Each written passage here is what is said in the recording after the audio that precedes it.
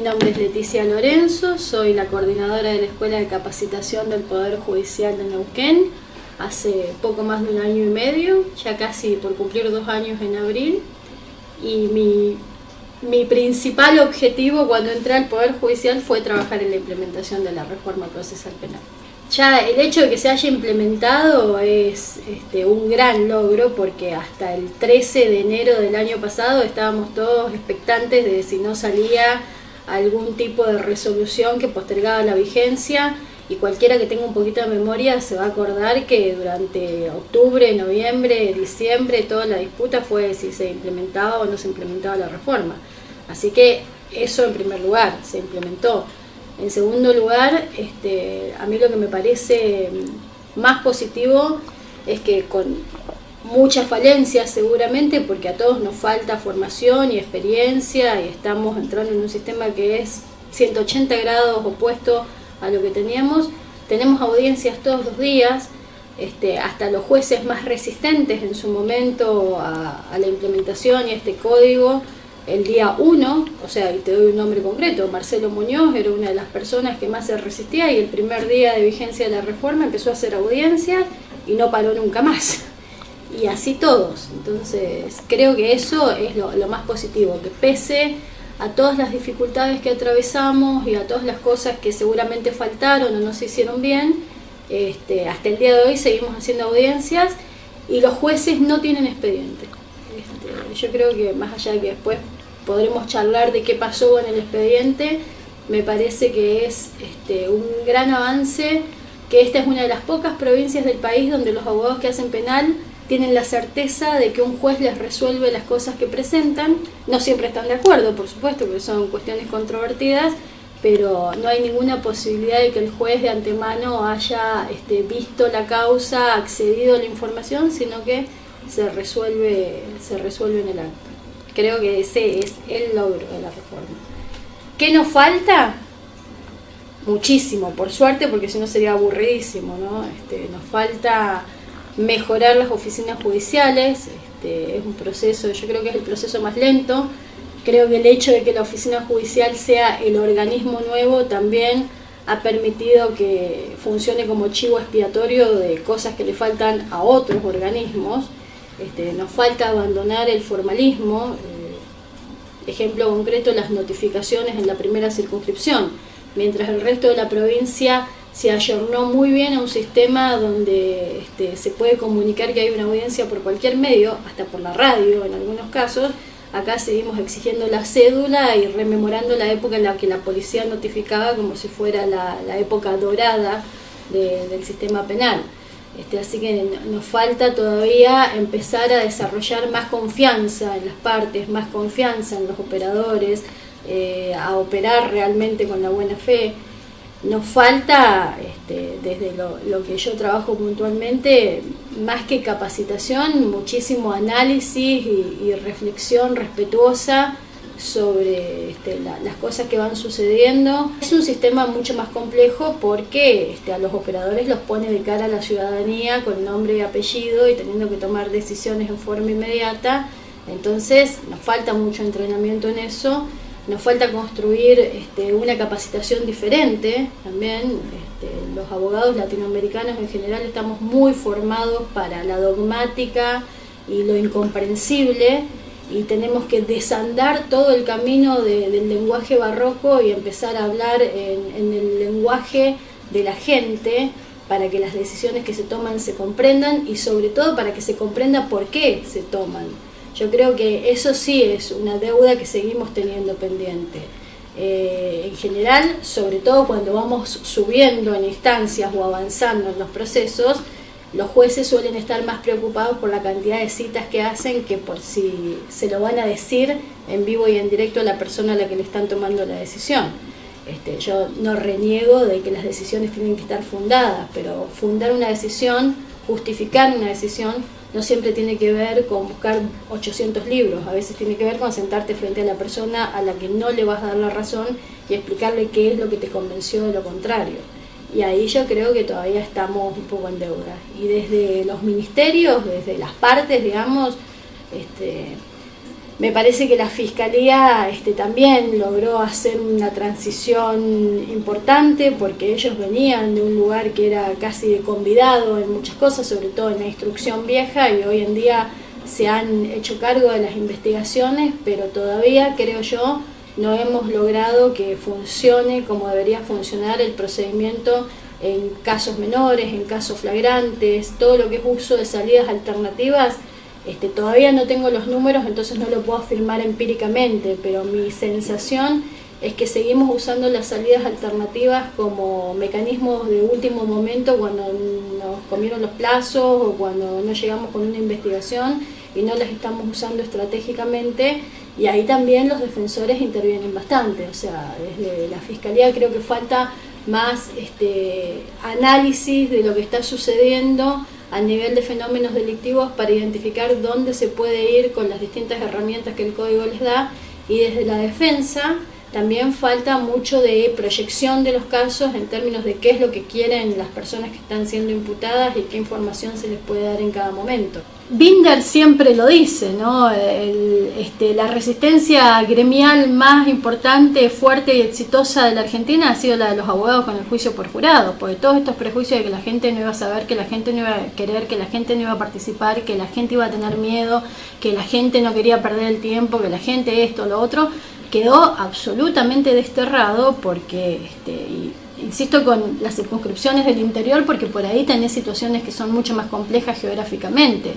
Para Cutralcó, no todos los sorteados para participar en el jurado eran de la ciudad de Cutralcó, hubo gente que hubo que trasladar y sin embargo no hubo ningún problema y la gente llegó.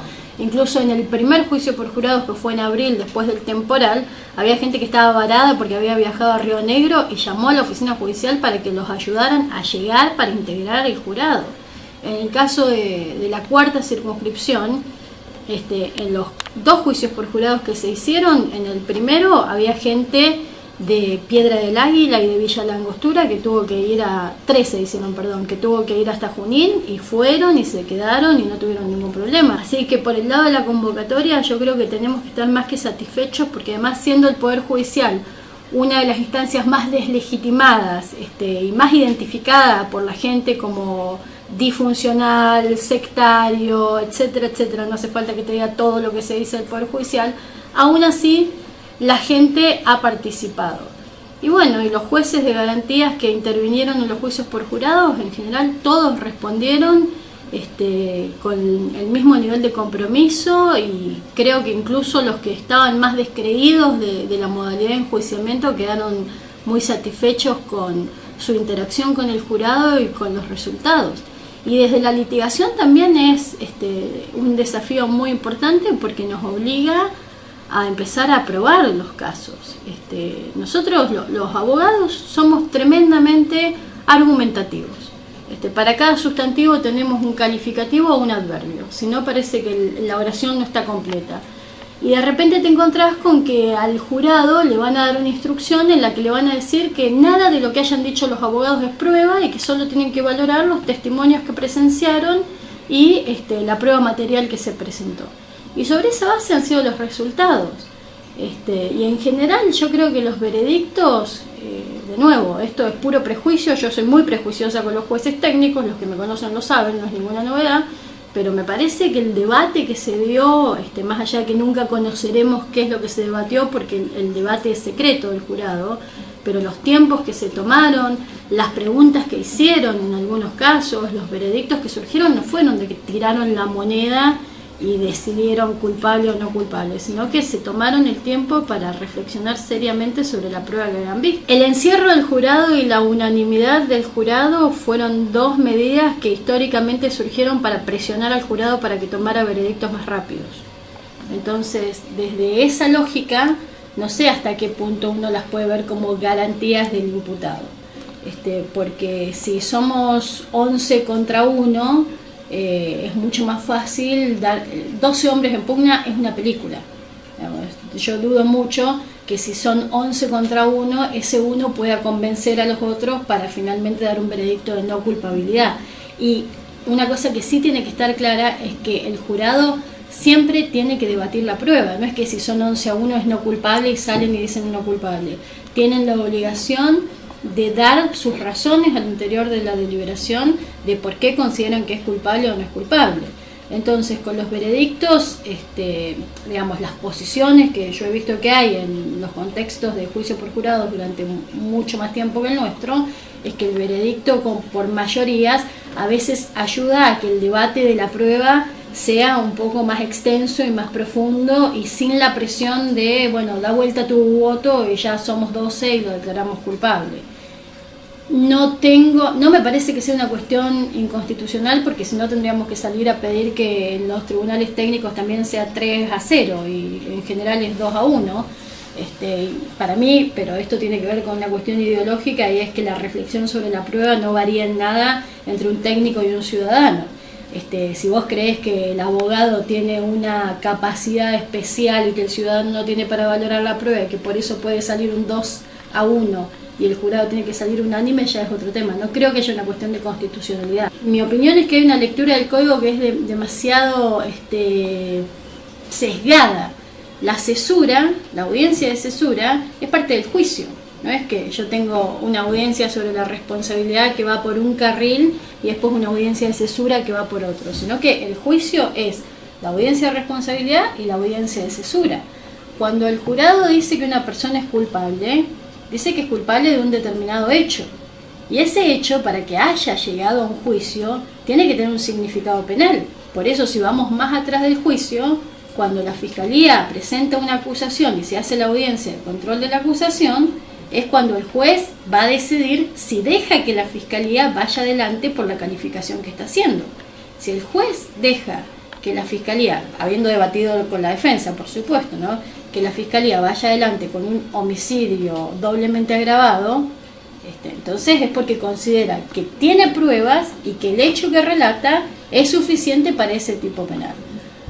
Cuando el juez le explica al jurado sobre qué va a decidir en el veredicto, es decir, qué respuestas tiene que dar en el veredicto, lo que hace el juez técnico es explicarle el delito.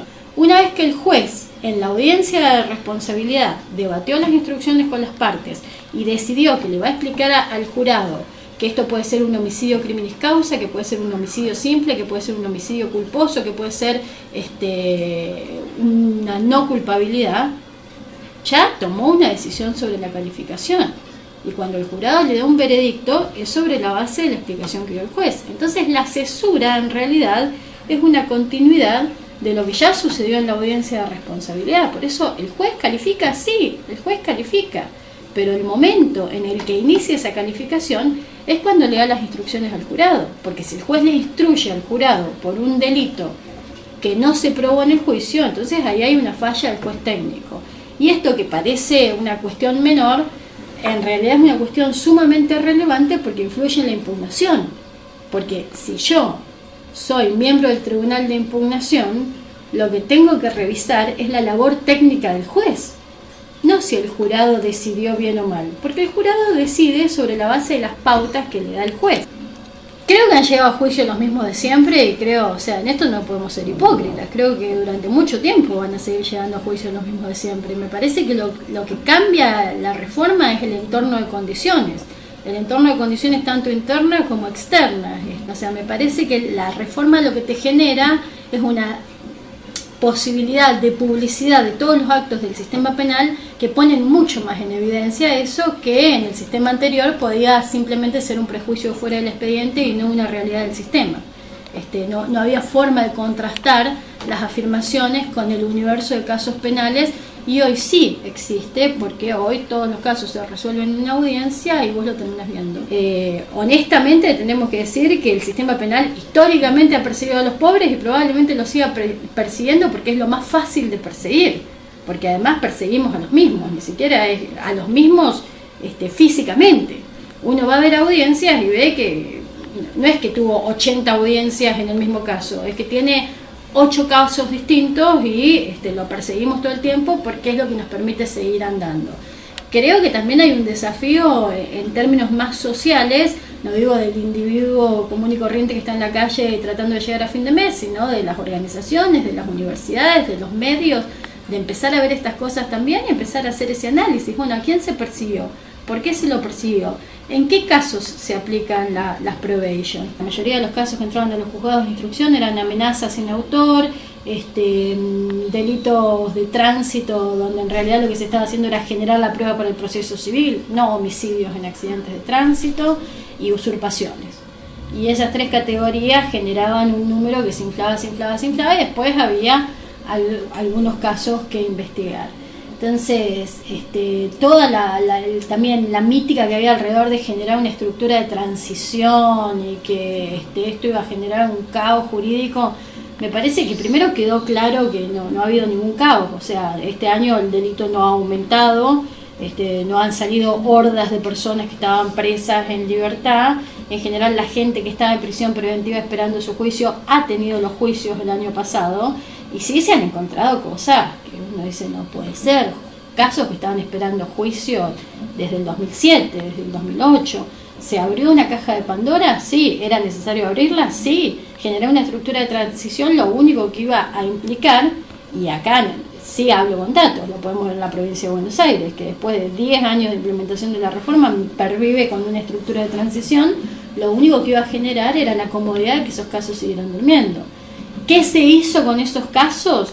Es también una cuestión bien discutible. Uno ve que de repente, desde mi punto de vista, seguramente habrá alguna justificación para eso, pero yo creo que la Fiscalía perdió mucho tiempo el año pasado cargando en el sistema casos de NN con escasa relevancia, que no van a llegar a ningún lado. Entonces, decir, si tenés pocos recursos, no los uses en lo menos importante, usalos en lo más trascendente. De nuevo, me parece que es un camino y que hay que aprender a optimizar el uso de los recursos, y nosotros somos estructuras tradicionalmente burocráticas, entonces nos gusta mucho más la certeza del papel, del registro, de que tengo, por más que no vaya a hacer nada después, pero tengo todo, y te puedo decir dónde está todo. Pero en realidad, cualquier persona que sea honesta tiene que afirmar que no sabían qué había en los juzgados de instrucción y en los juzgados correccionales. Sí sabían lo relevante, pero del universo restante había muchas cosas que ni se sabía que existían.